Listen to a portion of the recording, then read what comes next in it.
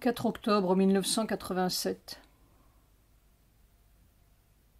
Il faut qu'à travers la mort, le corps ait la force d'affirmer la joie, la beauté, l'amour, la vastitude, majuscule, partout, et de rejeter la douleur, le supplice et la mort, comme la fausseté, F majuscule, même du monde.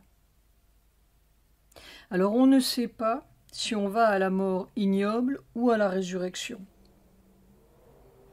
Debout, là, le corps se tord de douleur, et il invoque désespérément « Toi, toi, toi, ton soleil !» S majuscule. 5 octobre 1987. On est à l'origine même du malheur terrestre, M majuscule. Il vaut mieux ne plus rien dire.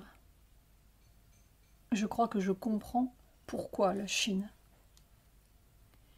Ce que j'ai rencontré tout à fait au fond du trou, c'est ce grouillement cruel.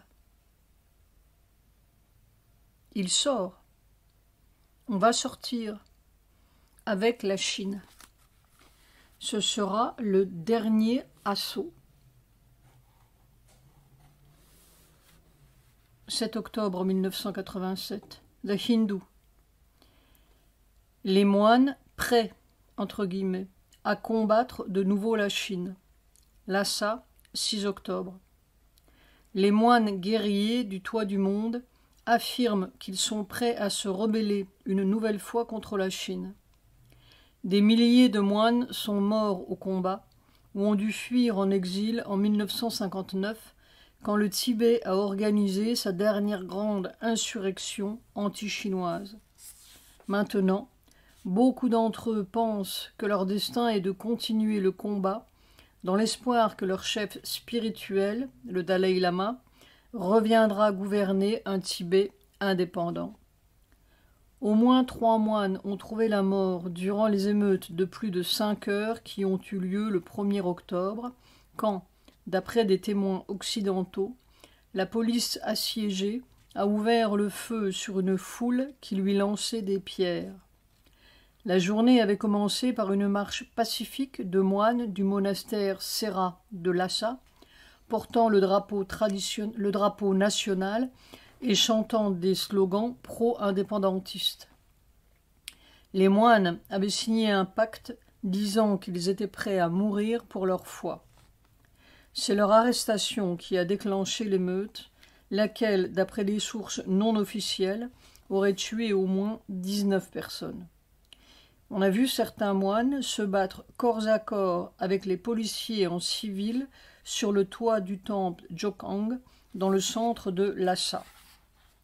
Fondée au XVe siècle, la petite armée de moines guerriers de Sera était redoutée, et leur nature rebelle menaçait parfois la stabilité de l'État tibétain. Les légendes abondent sur les prouesses athlétiques des moines du Tibet, à qui on enseignait traditionnellement à se battre à main nue. Citation. Des oracles tibétains ont dit que le karma ou destin de leur pays montagneux avait changé et qu'ils se tenaient maintenant à l'orée d'un nouvel âge, a chuchoté un moine lors d'une interview dans son monastère. Prêts à se servir de fusils.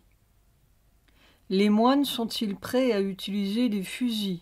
Oui, a-t-il répondu, en ajoutant toutefois qu'il n'avait pas d'armes. Citation. Notre rêve est que le Tibet prenne sa place parmi les nations du monde et que le Dalai Lama revienne au Potala, son ancien palais à Lhasa. Dans un autre monastère de Lhasa, un moine plus âgé évoque les passions religieuses et nationalistes sous-jacentes à la bataille du 1er octobre. Citation. En 28 ans, la Chine a détruit notre religion et notre culture et tué 1 million de personnes. Ce qu'on peut voir maintenant dans les monastères est seulement pour les touristes. La Chambre des députés américaine a fait passer en juin un amendement déclarant que plus d'1 million de personnes étaient mortes des suites de la famine et de l'instabilité politique après l'entrée des troupes communistes chinoises au Tibet le 7 octobre 1950. La Chine affirme que ce chiffre est une pure invention. Dans une certaine limite, elle a permis la résurrection des pratiques religieuses après la destruction de milliers de monastères pendant la révolution culturelle d'extrême gauche de Mao Tse-tung de 1966 à 1976. Citation. « Peu importe combien de temps il nous faudra encore mourir, continue le moine. Nous avons de petits couteaux de cuisine, rien d'autre. C'est avec nos poings et des pierres que nous défions la puissance de l'armée chinoise. » Autour du complexe du temple de Jokang, le sanctuaire bouddhiste le plus sacré du Tibet, il n'est pas difficile d'observer la ferveur religieuse qui persiste en dépit des efforts que fournissent depuis des décennies les autorités communistes pour éradiquer les anciennes croyances officiellement stigmatisées sous le nom de superstition féodale. Un ressentiment profond ancré. Les observateurs à Hong Kong affirment que l'agitation pro-indépendantiste à Lhasa est le signe de la persistance d'un profond ressentiment dans la région de l'Himalaya contre la domination chinoise. Il y a près de 700 ans que la Chine a pris pour la première fois le contrôle du Tibet à prédominance bouddhiste. Mais son emprise sur cette région isolée s'est souvent révélée précaire, augmentant et décroissant selon les fortunes changeantes des gouvernants de Beijing. Au XIXe siècle, quand la Chine était confrontée aux empiètements des puissances occidentales et à la fin imminente de son gouvernement dynastique, le Tibet est devenu un État quasi indépendant. Si le Tibet a joui d'un important degré d'indépendance pendant que la Chine était en proie à la guerre civile, Mao Tse-tung n'a jamais perdu de vue l'importance de cette région, déclarant dès 1936 qu'elle devait devenir une région autonome au sein d'une fédération chinoise. Après leur victoire, les communistes se sont mis aussitôt en devoir de changer cette ambition en réalité. Au début de 1951, une délégation tibétaine représentant le Dalai Lama et le Panchen Lama, favorable à Beijing, s'est rendue dans la capitale chinoise où elle signa ce qui s'intitulait « Un accord sur des mesures pour la libération pacifique du Tibet ». Le retour du Dalai Lama. Le Dalai Lama, qui s'était enfui en Inde, revint gouverner son pays, considéré comme une partie de la Chine. Depuis lors, la Chine a contrôlé la région, proclamant haut et fort que le Tibet avait toujours fait partie de son territoire national. Mais la population des natifs du Tibet ne s'est pas soumise de gaieté de cœur à la domination chinoise, et dans les années 50, on a noté des accès sporadiques de combat et de résistance au contrôle de Beijing. Ce ressentiment a flambé en 1959 lors d'une émeute sanglante réprimée par les troupes chinoises. Le Dalai Lama s'enfuit alors en Inde avec environ 100 000 de ses partisans. Il continue d'y vivre en exil. Beijing n'a jamais méconnu l'importance stratégique du Tibet, qui s'est accrue après la brève guerre frontalière avec l'Inde en 1962. Pendant les excès de la révolution culturelle, 1966-1976, le Tibet a subi d'immenses dégâts aux mains des gardes rouges qui se sont livrés à une destruction sans précédent de ces monastères. Mais avec la mort de Mao Tse-tung en 1976 et l'émergence d'un pouvoir plus pragmatique à Beijing sous Deng Xiaoping, le Tibet s'est vu concéder une certaine liberté religieuse et a reçu des subsides pour réparer quelques-uns des ravages causés par la révolution culturelle. Fin de l'article. 8 octobre 1987. Nous sommes dans les derniers jours. 9 octobre 1987. cela devient tellement impossible que ce ne peut être que le suprême possible, ou la désintégration. Je comprends totalement se laisser aplatir jusqu'à disparition. C'est la mort qui doit disparaître, jusqu'au dernier atome. Note de bas de page, voir agenda 10-13 décembre 1969.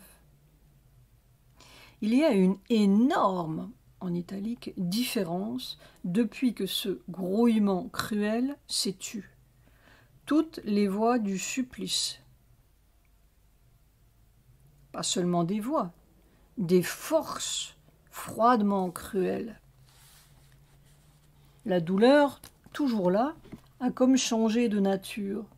Ce n'est plus pareil, ce n'est plus quelque chose qui veut faire mal. Ça fait mal, et même très mal, mais sans commentaire.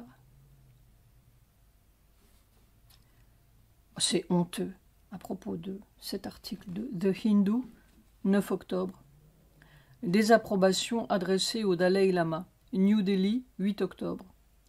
Aujourd'hui, le gouvernement indien a fait savoir au Dalai Lama qu'il désapprouvait ses récentes activités en Inde, en particulier les remarques qu'il a émises hier à Dharamsala lors d'une conférence de presse. Bien qu'il soit tenu ici en haute estime, on y a signifié au Dalai Lama que le genre d'activité auquel il s'était récemment adonné était contraire aux principes de base de l'hospitalité qu'on lui accorde. Depuis quelque temps, le gouvernement observait de très près les actions du Dalai Lama et semble avoir maintenant décidé de parler sans ménagement, en privé comme en public. Jusque-là, il avait adopté une politique d'indifférence qui se reflétait, entre autres, dans la façon dont les médias officiels ignoraient les discours et les actes du Dalai Lama. Mais ce qui était tacite est devenu explicite aujourd'hui. En dehors de ce message, le porte-parole du ministère des Affaires étrangères a exprimé le point de vue officiel lors de son briefing quotidien. Pointant le doigt sur le statut du Dalai Lama en tant que chef religieux et spirituel, le porte-parole a déclaré qu'on lui avait donné asile pour des raisons humanitaires lorsqu'il était venu en Inde et qu'on lui avait recommandé de ne pas se livrer à des activités de nature politique depuis le sol indien. Citation. « Nous lui avons à plusieurs reprises demandé de respecter nos souhaits à cet égard. Nous avons attiré son attention sur ce point il y a peu. » Le Tibet, une région de la Chine. Significative également, la prise de position du gouvernement, brièvement esquissée par le porte-parole en réponse à une question.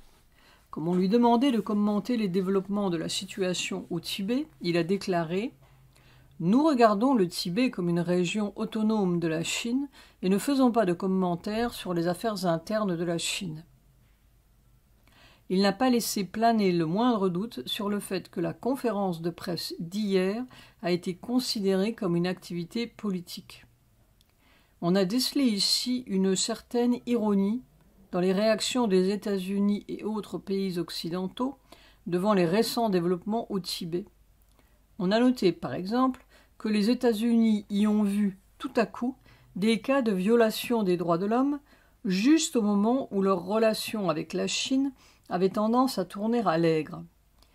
La période des troubles au Tibet est également significative dans le sillage de la visite du Dalai Lama aux États-Unis. La Chine a publiquement protesté contre ses activités pendant son voyage aux États-Unis. Le risque du silence. Le silence du gouvernement indien sur le sujet risquait d'être interprété comme un signe d'hésitation. Il est maintenant clair qu'il n'est nul besoin de lui attribuer de la signification plus profonde. Le bureau du Dalai Lama en Inde a fait circuler un communiqué contenant un appel télégraphique urgent aux divers chefs d'État et leaders politiques pour faire cesser les mesures répressives chinoises contre les Tibétains à l'intérieur du Tibet. 10 octobre 1987. J'ai reçu la couronne d'améthyste de ma mère. 11 octobre 1987. Constamment, on est en train de démontrer au corps que la mort n'existe pas et que la douleur est une sensation mensongère. Et on lui apprend, lentement, lentement, avec précaution, l'autre loi, A majuscule, L majuscule. Il faut évidemment que toute la vieille loi se laisse aplatir. C'est toujours la même constatation. Le passage de cette puissance, P majuscule, à travers ce vieux corps est déchirant, écrasant et agonisant, mais, en italique, c'est la mort qui est déchirée, écrasée et qui agonise. Si l'on se trompe de côté, on est fichu. C'est-à-dire que la douleur devient un supplice et la mort se solidifie. On reste dans les murs. La mort est simplement, entre guillemets, un seuil évolutif que l'on franchit bien ou mal. Soir. Les troupes indiennes vont tuer leurs frères tamouls à Lanka et faire le travail des brutes singalaises. Qui est Ravana? Qui est Rama? Et ils encouragent les Chinois à tuer les moines tibétains. 12 octobre 1987. Maintenant j'entends les voix de la mort, M majuscule. Drôle de vie. C'est un assaut enragé. Si je survis à ce mois d'octobre, il va y avoir 65 mois que je suis dans cette opération. 13 octobre 1987. C'est une indicible torture.